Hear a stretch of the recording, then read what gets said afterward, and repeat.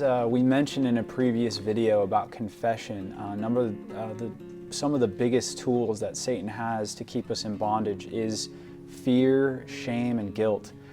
And we need to recognize the fact that Jesus alone is the one who conquers those things and is able to bring us into freedom and a free relationship of love with the Father. And in Colossians 1, verse 20, he says, "And by him, who is Jesus, to reconcile all things to himself, by him, whether things on earth or things in heaven, having made peace through the blood of his cross. And you who were once alienated and enemies in your mind by wicked works, yet now he is reconciled in the body of his flesh through death, to present you holy and blameless and above reproach in his sight." And that's just a radical verse for us to understand that in God's eyes, because of the cross, there's no more sin or iniquity separating us from the Father, but we are holy and blameless in his sight.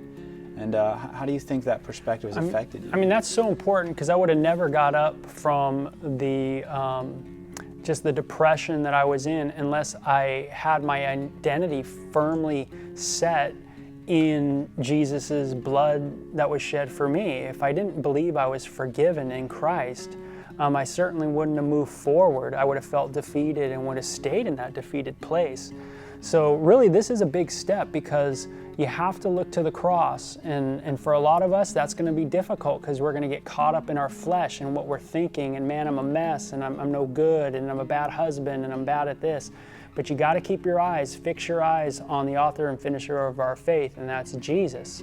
In order to move forward, remember that the blood of Christ is more powerful than sin. And that's what you need to know at this point.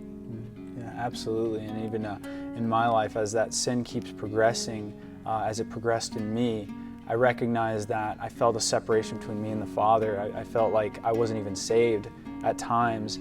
And just understanding the fact that God was for me in this fight, that he desired for me to be free, and that the cross was sufficient for my sins. Not negligence, not saying that my sin wasn't impactful to God or evil, but saying that his cross is greater than my sins was very important in my fight.